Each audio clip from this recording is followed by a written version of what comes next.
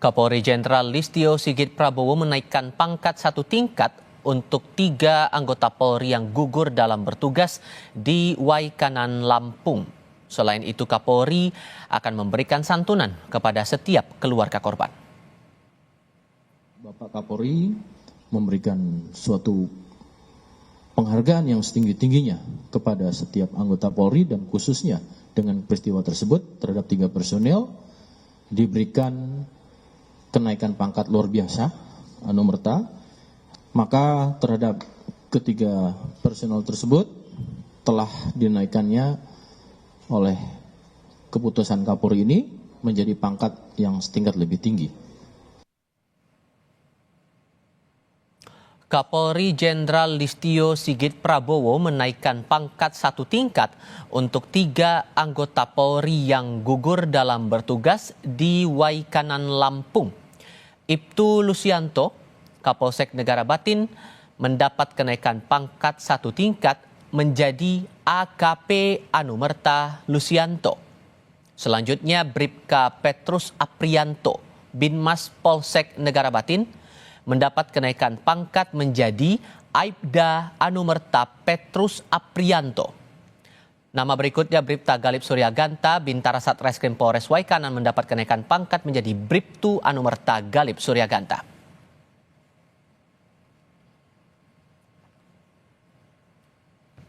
Topik selanjutnya, survei Posko Presisi Polri menyebut 47% masyarakat enggan melapor ke polisi ketika tertimpa masalah. Apa penyebabnya? Putri seorang warga Kota Pekalongan baru-baru ini menjadi korban penipuan penjualan sepeda listrik yang diiklankan di media sosial. Modusnya, pelaku meminta transfer uang muka untuk faktur pengambilan sepeda listrik di salah satu toko di Kabupaten Pemalang. Oleh pemilik toko, Putri disarankan lapor ke Polres Pemalang.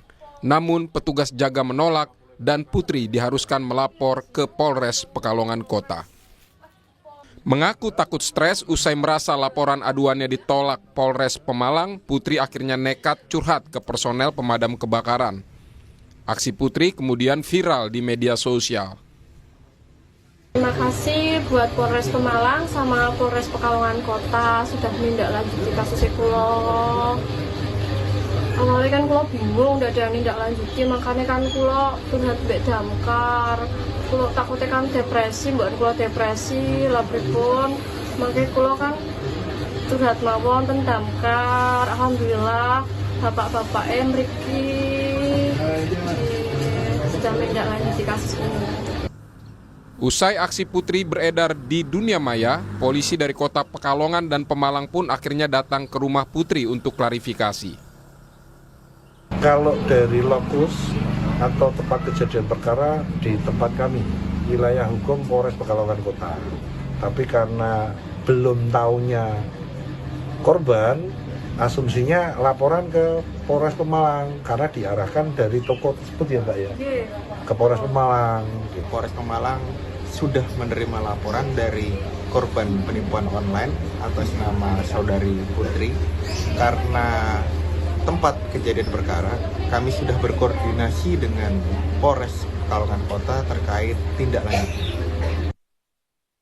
Kejadian laporan warga ditolak polisi bukan kali pertama terjadi. Ketua Sekolah Tinggi Ilmu Kepolisian, Lembaga Pendidikan dan Pelatihan Polri, Irjen Dadang Hartanto menyoroti pentingnya peningkatan profesionalisme di kalangan Polri. Seperti kami kutip dari Kompas.com, Irjen Dadang mengatakan, sebagaimana kita ketahui dari hasil survei oleh Posko Presisi bahwa masyarakat masih banyak enggan untuk melapor kepada Polri, kurang lebih 47,4%. Ini merupakan fenomena yang harus kita tangkap dan pelajari. Menurut pengamat kepolisian Bambang Rukminto, keengganan warga mengadu ke polisi didorong oleh banyak faktor, seperti lamanya proses penyelidikan setelah aduan, hingga jaminan kepastian hukum. Seperti kami kutip dari Kompas.com, Irjen Dadang mengatakan, sebagaimana kita ketahui dari hasil survei oleh Posko Presisi bahwa masyarakat masih banyak enggan untuk melapor kepada Polri, kurang lebih 47,4%. Ini merupakan fenomena yang harus kita tangkap dan pelajari. Menurut pengamat kepolisian Bambang Rukminto, keengganan warga mengadu ke polisi didorong oleh banyak faktor, seperti lamanya proses penyelidikan setelah aduan hingga jaminan kepastian hukum. Ketua STIK Lemdiklat Polri mengatakan sebanyak 47,4% warga enggan lapor polisi jika ada masalah. Lalu ada apa dengan pelayanan Polri sehingga seperti apa juga solusinya untuk memecahkan masalah ini? Kami akan ulas bersama Guru Besar Universitas Bhayangkara yang juga penasihat ahli Kapolri Hermawan Sulistyo dan Ketua PBHI Julius Ibrani. Selamat malam semuanya. Selamat malam. Terima kasih sudah bergabung bersama kami. Ada yang sudah mengadu, Prof. Kiki, tapi ternyata tidak dilayani. Ada beberapa juga yang mengaku lamban proses hukumnya sampai ke kepolisian. Jadi menurut Anda ini yang bikin orang enggan lapor polisi itu karena itu atau ada faktor yang lain juga kalau dari analisis Anda? Ada berbagai faktor ya. Mulai dari sebetulnya pengadunya mengada-ada gitu ya. Saya ngalami banyak kasus yang seperti itu gitu. Sampai memang dia dijahatin oleh oknum polisinya gitu. Jadi itu rentangnya lebar sekali ya. Orang ngadu gitu kan. Ngadu, untuk mengadu dia udah dengar nih misalnya dari orang yang mengalami sendiri atau katanya polisi dipingpong aja. Itu kalau kasus-kasus perdata tricky satu. Kalau kasus pidana misalnya pelecehan seksual, misalnya yang lain, itu juga tricky. Kenapa? Ada pihak lain yang terlibat. Jadi misalnya antara yang dilaporkan dengan yang dilapori, orang yang dilaporkan dengan pelakunya itu, jadi ada para pihak, bukan hanya satu pihak, misalnya seseorang atau sekelompok orang melawan negara gitu. Nah, kalau ada beberapa pihak seperti itu akan sama-sama berusaha merapat pada polisi untuk untuk ditangani sesuai dengan kepentingan mereka. Oke, nah, kalau pertanyaan begini, sorry saya potong Prof. Kalau pertanyaannya, apakah ada masalah di bidang SDM atau sistem dari pengaduannya nih yang membuat akhirnya warga enggan melapor seperti ini?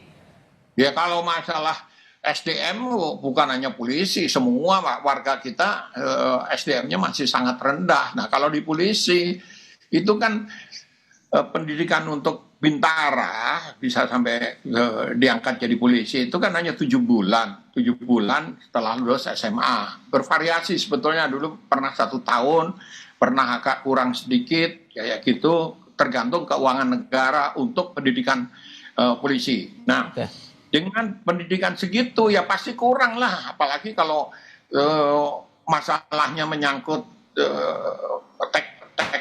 keahlian teknis seperti penggunaan internet dan sebagainya. Jadi mereka menghindari. Seringkali anggota itu nggak ngerti ini laporan soal sosmed, hina-menghina misalnya, dia nggak tahu, dia menghindar. Nah, kalau menurut Mas Julius, Anda sependapat dengan pernyataan Prof. Kiki atau ada analisis lain sendiri yang membuat akhirnya warga enggan melapor ke polisi? PBHI punya riset sendiri ya, Mas. Jadi problem durasi itu faktornya banyak, tapi nomor satu durasi. Durasi itu bicara proses yang begitu panjang dan tanpa kepastian, termasuk tanpa ada informasi yang rutin meskipun diatur dalam Perkap atau Peraturan Kapolri. Surat pemberitahuan perkembangan hasil pemeriksaan laporan itu harus 2 minggu sekali dilaporkan. Tapi soal durasi ini, ini soal jumlah personil ya. Di antara jumlah personil yang menangani, lalu di antara dilawan dengan jumlah laporan yang masuk, itu satu. Yang kedua adalah tadi kapasitas. Dalam konteks laporan polisi berarti dia harus melakukan screening apakah peristiwa ini merupakan peristiwa hukum dan hukum pidana atau bukan. Ada 2 jenjang. Yang artinya selemah-lemahnya iman butuh seorang sarjana hukum yang sudah berpraktik untuk menganalisis itu. Sedangkan tadi Prof. Kiki bilang kebanyakan masih di level bintara yang lulusan SMA. Nah gap ini yang membuat prosesnya panjang, lama, butuh manggil ahli dan segala macam. Yang ketiga, tidak dapat kita pungkiri soal anggaran. Itu penting. Apabila kita mau ada pemeriksaan yang cepat, kemudian scientific evidence based dalam pemeriksaan, maka kita butuh anggaran butuh ahli dan butuh alat. Kita tidak punya semua itu. Makanya proses lama dan masyarakat enggan untuk melapor gitu. So kalau dengan beberapa catatan tadi, akar masalah mana yang harus kita selesaikan dan solusinya bisa dalam jangka pendek, jangka menengah atau jangka panjang? Kita lanjutkan lagi diskusinya di segmen berikutnya. Usai jeda berikut. Mas Julius melanjutkan pertanyaan saya sebelumnya, ini sedikit background juga karena tadi siang Mas Bambang Rukminto dari ISE sempat menyarankan bahwa perlu diperbaiki KUHAP-nya juga dengan alasan KUHAP ini perlu diperbaiki agar masyarakat yang melaporkan kasus-kasus kejahatan yang menimpanya juga mendapat jaminan bahwa proses penyelidikan, penyidikan dan peradilan itu berjalan dengan benar. Menurut Anda itu hal yang esensial atau ada hal lain? Iya tentu, KUHAP itu bicara tata cara Mas ya. KUHAP itu bicara tata cara lalu bicara koordinasi dengan penuntut nantinya. Agar nanti hasil penyelidikan-penyidikan itu layak untuk dilakukan penuntutan di persidangan. Sehingga standarnya sama. Nah kalau bicara standarisasi seperti itu, artinya kita harus memastikan kapasitas polisi dan jaksa sama. Itu. Sehingga apa substansinya bisa langsung aja, nggak perlu diperiksa ulang, nggak perlu dicek ulang dan segala macamnya. Nah itu salah satu instrumen. Tapi yang paling penting instrumen internalnya Polri, saya melihat bahwa yang mendesak itu adalah pendidikan di internal Polri, peningkatan kapasitas anggota, penguatan kapasitas lewat training-training yang spesifik, lalu singkat dan juga padat dan langsung simulatif. Ini yang amat sangat efektif untuk dilakukan dan kita tahu polisi-polisi yang cerdas itu polisi yang sekolah di luar negeri, polisi-polisi yang training di luar negeri dan dalam training itu dia simulasi. Selalu begitu. Jadi kalau KUHAP penting. KUHAP penting. KUHAP itu bicara standarisasi dan cara. Dan yang paling penting adalah dalam KUHAP itu didorong soal apa? Soal kepastian hukum. Setiap berapa lama harus diperiksa, setiap berapa lama durasinya harus naik statusnya. Artinya kerja-kerjanya targeted. Meskipun dalam situasi tertentu ada kesulitan-kesulitan yang tidak mungkin dilampaui. Nah, ini yang membedakan antara KUHAP prosedural tadi dengan kapasitas internal. Oke, ditambah lagi kan kita menghindari agar jangan sampai terulang lagi tagar-tagar no viral no justice, Prof Kiki. Kemudian bahkan ada yang belakangan bilang lapor ke Damkar aja deh gitu. Guyonan-guyonan semacam ini yang muncul di media sosial. Sejauh mana kemudian Polri harus bisa memperbaiki ini semua? Hal krusial apa kira-kira yang perlu dicermati? Ini gini ya, ini terutama berkaitan dengan fungsi penegakan hukum dari polisi.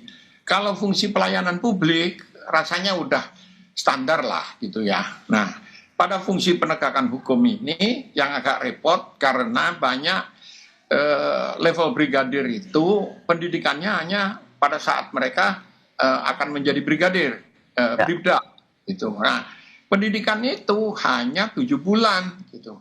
Pernah 1 tahun, pernah juga 5 bulan seperti itu. Itu sama sekali tidak memadai untuk memahami liku-liku aspek hukumnya.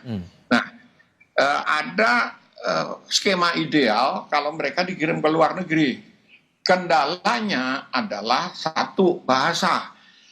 Pernah ada program untuk pengiriman bukan level brigadir, tapi level perwira, perwira remaja. Dari Akpol itu langsung dikirim ke luar negeri supaya tidak terkontaminasi oleh senior-seniornya dalam hal-hal yang buruk. Apa yang terjadi? Jarang sekali yang lulus bahasa gitu. Bagaimana dia dikirim ke Inggris tapi bahasa Inggrisnya TOEFL-nya di bawah 400. So poinnya apa itu Pak? Poinnya apa berarti? Adalah skema untuk pendidikan yang jangka menengah, jangka panjang. Itu ada kendalanya. Nah, yang lebih masuk akal adalah skema jangka pendek, training tadi disebut training singkat 2 minggu sampai 1 bulan. Oke, training itu dan kalau menurut Mas Julius singkat saja, apakah ini akan tercapai dalam waktu dekat? Kalau trainingnya training singkat, pelatihan singkat itu bisa tercapai. Tinggal Pak Kapolri fokus dan targeted untuk mendorong hal tersebut. Kalau mengubah sistem pendidikan itu panjang. Karena ini bicara sistem yang berkaitan dengan anggaran APBN. Saya pikir Pak Kapolri bisa, karena beberapa kali didorong untuk fokus misalnya tentang cyber, lalu kemudian tentang human trafficking, kejahatan seksual dan segala macam. Itu pernah dilakukan dan kemudian meningkatkan kapasitas dalam waktu yang sangat singkat. Jadi bisa seharusnya. Harusnya bisa karena ini ujung-ujungnya masalah layanan kepada masyarakat. Prof Kiki dan Mas Julius terima kasih banyak sudah berbagi pandangan bersama kami. Selamat malam semuanya. Baik, malam. Terima kasih.